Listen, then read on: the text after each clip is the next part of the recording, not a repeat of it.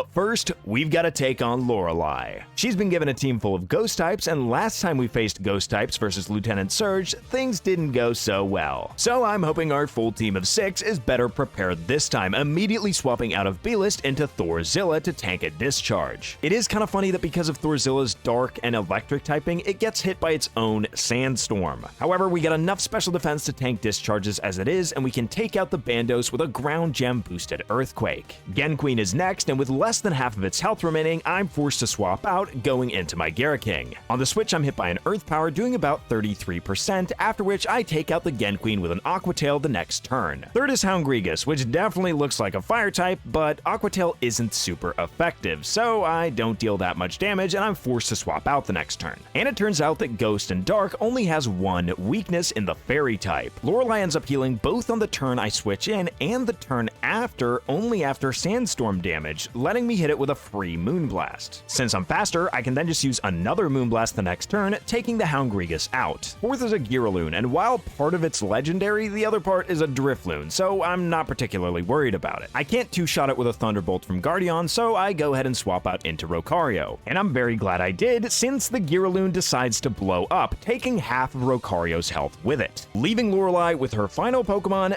Dusk-2. Expecting a Ghost move, I swap into B-List, who can dodge it with its normal type. I then go for a Bug Gem boosted X-Scissor, which does a lot of damage, but not as much as I was hoping. Dusk-2 then heals with a Figgy Berry and locks me in with Mean Look. Once I get it into the red with the next X-Scissor though, it starts an annoying cycle of me not being able to take it out, and it just barely healing up a bit more with Recover every single turn. To get out of this loop, I start going for Poison Jab, and on the first one, I end up landing the Poison as the Dusk-2 goes for Guard Swap, which means that after Sandstorm and Poison damage, an X-Scissor is enough to take it out, beating the first Elite Four member.